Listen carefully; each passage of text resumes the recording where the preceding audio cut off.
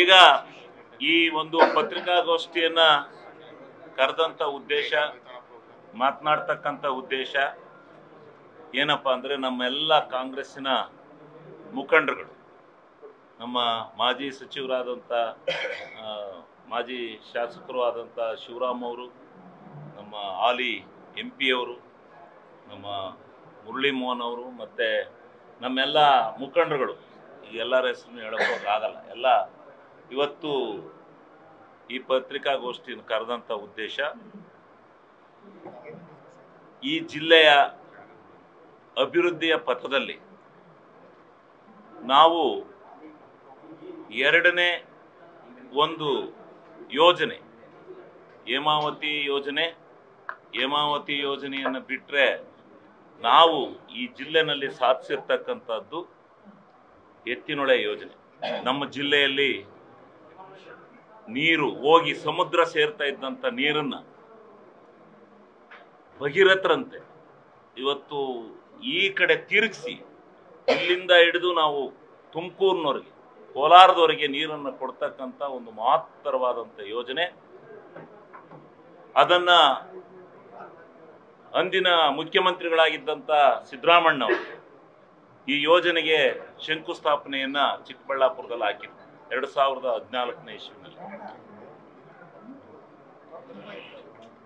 ಆಮೇಲೆ ಆ ಯೋಜನೆ ಫಲಪ್ರದ ಆಗಲ್ಲ, ಇದೊಂದು ಏನೋ ಒಂಥರ ಕೆಟ್ಟ ಪ್ರವೃತ್ತಿಯ ಭಾವನೆಗಳನ್ನ ಈ ಜಿಲ್ಲೆಯ ವಿರೋಧಿ ಬಣ, ಈ ಜಿಲ್ಲೆಯ ರಾಜಕೀಯದ ವಿರೋಧಿ ಬಣ ಸೃಷ್ಟಿ ಮಾಡಿಕೊಂಡು ಇಲ್ಲಿವರೆಗೆ ಬಂದರು. ಅಲ್ಲಿ ನೀರು ಸಿಗೋದಿಲ್ಲ, ಸುಮ್ಮನೆ ದುಡ್ಡು ವ್ಯಯ ಮಾಡ್ತಾ ಇದ್ದಾರೆ, ದುಡ್ಡು ವೇಸ್ಟು ಅಂತಕ್ಕಂಥದ್ದನ್ನ ಮಾಡ್ಕೊಂಡು ಬರ್ತಾ ಇದ್ರು.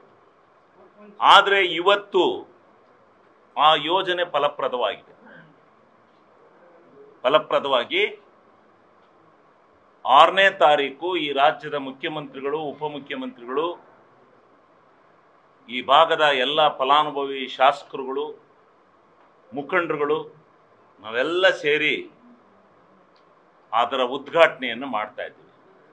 ಈಗಾಗಲೇ ಒಂದೇ ಒಂದು ಮೋಟರ್ನಲ್ಲಿ ಎತ್ತಕ್ಕಂಥ ನೀರಿನಲ್ಲಿ ಬೇಲೂರು ತಾಲೂಕಿನ ಹಳೇಬೀಡು, ಬೆಳವಾಡಿ, ಅದಾದ ಮೇಲೆ ಈಗಾಗಲೇ ತುಂಬಿ ದೇವನೂರು ಕಡೆಗೆ, ವೇದಾರಿವರ್ ಕಡೆಗೆ ನೀರು ಹೋಗ್ತಾ ಇದೆ.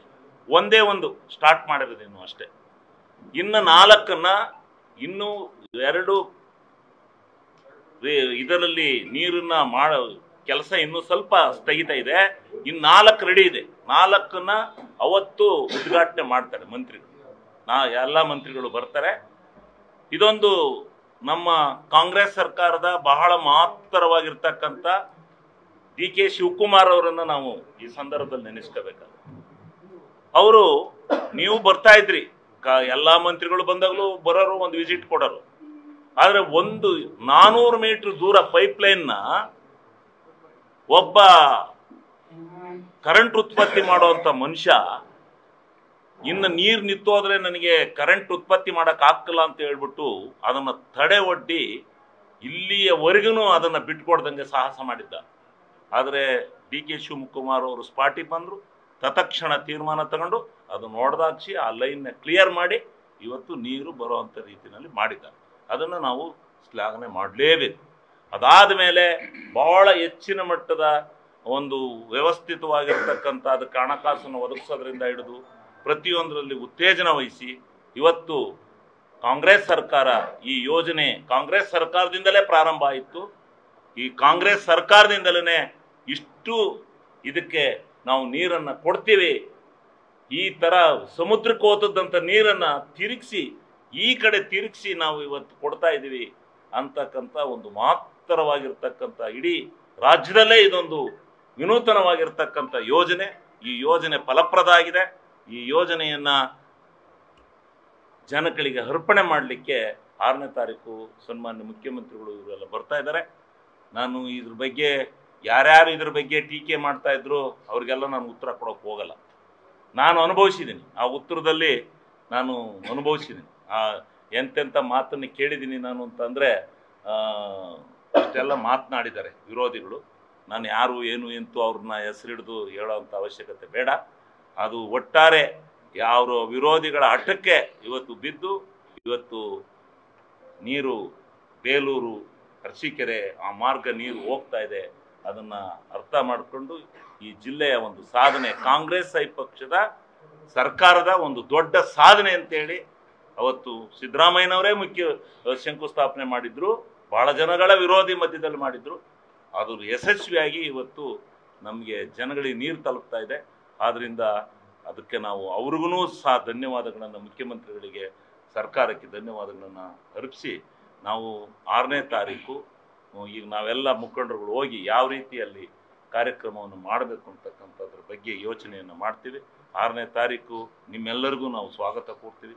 ದಯಮಾಡಿ ಬಂದು ನೀವೆಲ್ಲ ಮಾಡಿದಿರಿ, ವರದಿ ಮಾಡಿ ತೋರಿಸಿದಿರಿ. ಇನ್ನೂ ಒಂದೇ ಒಂದು ಇದನ್ನು ಸ್ಟಾರ್ಟ್ ಮಾಡಿದ್ದನ್ನು ನೀವು ತೋರಿಸಿದಿರಿ.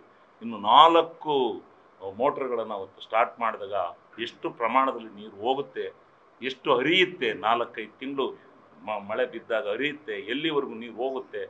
ಇದು ಒಂದು ಮಹತ್ತರವಾಗಿರ್ತಕ್ಕಂಥ ಸಮುದ್ರದ ನೀರನ್ನು ತಿರುಗಿಸ್ತಕ್ಕಂಥದ್ದು ಭಗೀರಥನ ಕೆಲಸ. ಅಂಥ ಒಂದು ದೊಡ್ಡ ಕೆಲಸನ ಕಾಂಗ್ರೆಸ್ ಸರ್ಕಾರ ಮಾಡಿದೆ ಅಂತಕ್ಕಂಥದ್ದನ್ನು ಜನತೆ ಮುಂದೆ ಎತ್ತಿ ನಿಂತು ಮಾತನಾಡಲಿಕ್ಕೋಸ್ಕರ ನಾವು ಕಾರ್ಯಕ್ರಮನ ಸರ್ಕಾರದ ವತಿಯಿಂದ ಆಯೋಜನೆ ಮಾಡಿದ್ದಾರೆ. ತಾವೆಲ್ಲ ದಯಮಾಡಿ ಬರಬೇಕು. ನಮ್ಮ ಜಿಲ್ಲೆಯ ಎಲ್ಲ ಜನ ಎಲ್ಲರೂ ಅದೊಂದು ಏನು ಇಲ್ಲಿಂದ ಜೋಗ್ ಫಾಲ್ಸ್ ನೋಡೋಕೆ ಹೋಗ್ತಿರೋ ಅದೇ ರೀತಿ ಇಲ್ಲಿ ಈ ರೀತಿ ಟರ್ನ್ ಮಾಡಿ ಇಂಥ ನೀರನ್ನ ಅಷ್ಟು 1000 ಅಡಿ ಎತ್ತರಕ್ಕೆ ತಗೊಂಡೋಗಿ ನೀರನ್ನು ಈ ಕಡೆ ಹರಿಸ್ತಾ ಇದ್ದಾರೆ ಅಂದರೆ ಇದೊಂದು ದೊಡ್ಡ ಸಾಧನೆ. ಈ ಸಾಧನೆಯನ್ನು ನೀವು ಎಲ್ಲ ಕಡೆ ಬಿತ್ತರಿಸಿ ಸರ್ಕಾರದ ಸಾಧನೆನ. ನ್ಯೂಸ್ ಫಸ್ಟ್ ನಿರ್ಭೀತಿಯಿಂದ ನಿಮ್ಮ ಪರವಾಗಿ.